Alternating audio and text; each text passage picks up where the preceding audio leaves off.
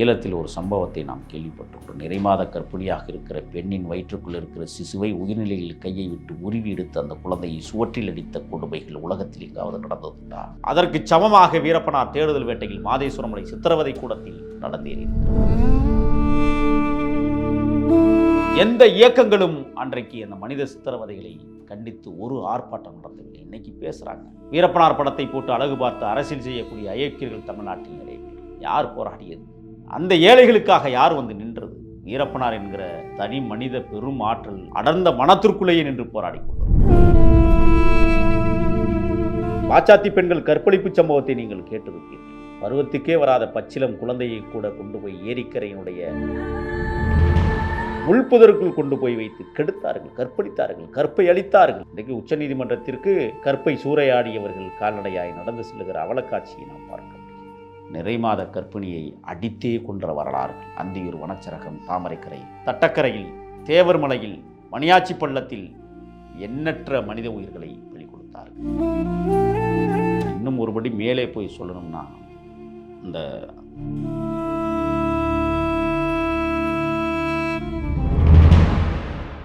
தெறிக்கவிடும் காரம் நிறம் சுவையை தருகிறது. ஆச்சி மிளகாய் தூள் தெறிக்கவிடும் காரம் நிறம் சுவை. பிரேவ்மேன் பிக்சர்ஸ் வழங்கும் அனலரசு தயாரிப்பில் சாம் சிஎஸ் இசையில் சூர்யா சேதுபதி நடிக்கும் பீனிக்ஸ் ஜூலை 4 முதல் உங்கள் அபிமான திரையரங்குகளில். ஆயுர்வேதம் ஒரு பொக்கிஷம், நம் ஆயுள் நீட்டக்கும் அற்புதம்.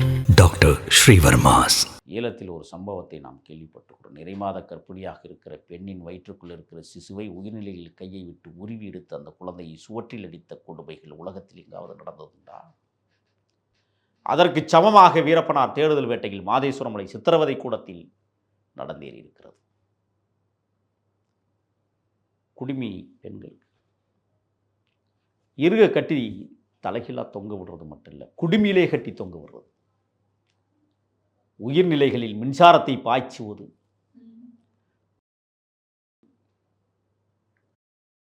கரண்ட் ஷாக் கொடுப்பது,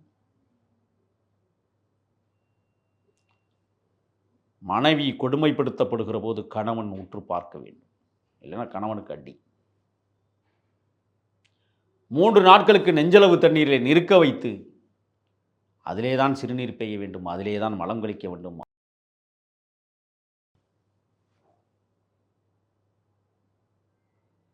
எப்படி இருக்கு ஒர்க் ஷாப்? ஹேண்ட்லிஃப்ட் என்று சொல்வார்கள். 2 காலையும் அகட்டி பறவை மாதிரி கட்டி விட்டுருவாங்க, கையை 2 அகட்டி விட்டுருவாங்க, கால் 2 அகட்டி பறவை மாதிரி தொங்கணும். இடுப்பில் 50 கிலோ கல்லை கட்டி தொங்க விடுவான். சாலை போடுகிற ரோலர் இருக்குல்ல, அந்த காலத்தில் கை ரோலர்,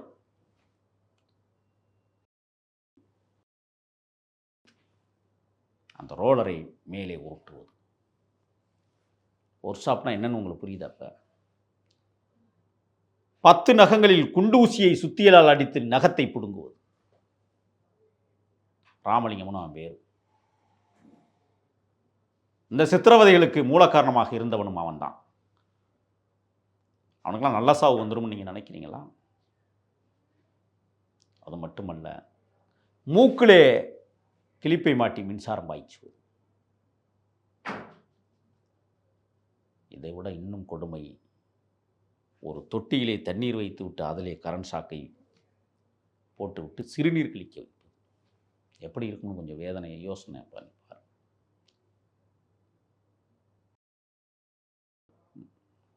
நடுங்கி போய் சிறுநீர் பெய்யலைன்னா சிறுநீரை பாய்ச்சு. வல்லைன்னு சொன்னாலும் விடுறதில்லை. எப்படி வரும்? 10க்கு 10 அறையில் 15 பேரை போட்டு அடைச்சி அதுக்குள்ளேயே ஒன்றுக்கு இருக்கணும், அதுக்குள்ளேயே மலங்களிக்கணும், அதிலே படுக்கணும். இது எல்லாமே ஹிட்லருடைய வதை முகாம்கள் நடந்த மாதிரி இருக்கே. அங்கிருந்து தான் இவர்கள் கற்றுக்கொண்டார்களோ இன்னும். மாதேஸ்வரம் மலை சித்திரவதை கூடம், மனித சித்திரவதை கூடம் என்பது மனித சமூகத்திற்கே மிகப்பெரிய கேடானது. இந்த மாதிரியான கொடுமைகள் அங்கே நடக்குது அப்படிங்கிறது வெளியே எப்படி தெரிய வந்தது சார்? யார் வெளியில் கொண்டு வரல? அன்னைக்கு சமூக மனித உரிமை அமைப்புகள் எல்லாம் மௌனமாக இருந்தது. ஒரு சில பத்திரிகைகள் அதிரடிப்படைக்கு சாதகமாக இருந்தது. அவர்கள் செய்வது தான் 1991 96 வரை இவர்கள் ஆடிய ஆட்டம் அம்மையார் ஜெயலலிதா ஆட்சியில். ஆகையால் தான் அவருடைய மரணம் இன்றைக்கும் நீதியின் பக்கம் நிற்காமல் தடுமாறிக் கொண்டிருக்கிறது. வாச்சாத்தி பெண்கள் கற்பழிப்பு சம்பவத்தை நீங்கள் கேட்டிருப்பீர்கள். பருவத்துக்கே வராத பச்சிலம் குழந்தையை கூட கொண்டு போய் ஏரிக்கரையினுடைய முள்புதருக்குள் கொண்டு போய் வைத்து கெடுத்தார்கள், கற்பழித்தார்கள், கற்பை அளித்தார்கள். இன்றைக்கு உச்சநீதிமன்றத்திற்கு கற்பை சூறையாடியவர்கள் கால்நடையாய் நடந்து செல்லுகிற அவலக்காட்சியை நாம் பார்க்க முடிகிறது. தருமபுரி வாச்சாத்திக்கும் வீரப்பனாருக்கும் எந்த தொடர்பும் இல்லை. 94 கிலோமீட்டர் இடைவெளி. அவர் வாழ்கிற காடு மேற்கு புறம், இது கிழக்கு புறமாக இருக்கு. எண்ணற்ற கிராமங்கள் இடையிலே வாச்சாத்திகள் சந்தன மரம் வெட்டியதாக பொய்க்குற்றச்சாட்டின் அடிப்படையில் 18 பெண்களை சீரழித்த கொடுமைகளை நாம் இன்றும் மறக்க முடியாது. இதை விட சில சம்பவம், வீரப்பனாரை தேடுகிறோம் என்கிற பெயரில் இன்னும் உசுரோடு வாழ்ந்துட்டு இருக்கிறாங்கலாம். ஆடு மாடு மேய்க்க போனவர்களை கைது செய்து அவர்களுக்கு பச்சை உடையை அளவு பார்த்து தைத்து கொடுத்து காட்டிற்குள் ஓட விட்டு சுட்டு கொன்று பத்திரிகைகளை வீரப்பனின் முக்கிய தளபதியை சுட்டு கொன்றோம்னு பொய் பிரச்சாரங்களை கட்டவிழ்த்து விடப்பட்டதற்கு இந்த கேடுகட்ட பத்திரிகைகளும் அன்னைக்கு ஊடகங்கள் பெரிதாக இல்லை. கேடுகட்ட பத்திரிகைகள் எழுதியது. நிறைமாத கர்ப்பிணியை அடித்தே கொன்ற வரலாறுகள் அந்தியூர் வனச்சரகம், தாமரைக்கரையில், தட்டக்கரையில், தேவர்மலையில், மணியாச்சி பள்ளத்தில் எண்ணற்ற மனித உயிர்களை பலி கொடுத்தார்கள்.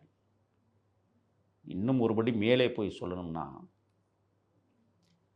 இந்த அதிரடிப்படையினுடைய வாகனம் இருக்குல்ல, அதை வேகமாக ஓட்டிகிட்டு வந்து அப்படியே நிற்க வச்சு மோதுறது,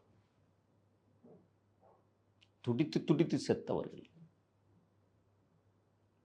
கிட்டத்தட்ட 400க்கும் மேற்பட்டவர்களை கொன்றார்கள். எந்த அரசியல் பேசினார்கள்? எந்த மனிதநேய பண்பாளர்கள் பேசினார்கள்? மனிதநேய செயற்பாட்டாளர்கள் அறைகூவல் விடுத்தார்கள். கம்யூனிஸ்ட் இயக்கம் வாச்சாத்தியில் போராடியது. ஒரு வெற்றி கிடைத்தது நமக்கு. ஆனால் இன்றைக்கு வரை நடமாடும் விலங்களாக நடமாடிக்கொண்டிருக்கிற எண்ணற்ற தமிழச்சிகள் வாழ்ந்து கொண்டிருப்பார்கள். யார் நீதி வாங்கி கொடுத்தது? காலையில் அழகேசன் ஒரு தம்பி பெரிய தண்டாவிலேருந்து எனக்கு தொடர்பு கொடுத்தாரு. ஆனால் உயர்நீதிமன்ற தீர்ப்பின் அடிப்படையில் 3 கோடி ரூபாய் ஒதுக்கியிருக்கிறாங்களே, எங்களுக்கெல்லாம் கிடைக்குமா? நீங்கள் பாதிக்கப்பட்டீர்களா? எவ்வாறு? அண்ணே, எங்கள் சின்ன தாத்தாவை சுட்டே கொண்டுட்டாங்க, எங்கள் பெரிய தாத்தாவை அடித்து இதயம் பலவீனமாகி இருமியே செத்து போனார்னே என்று சொல்லலாம். அதெல்லாம் கணக்கிலே வரல. புரியுது.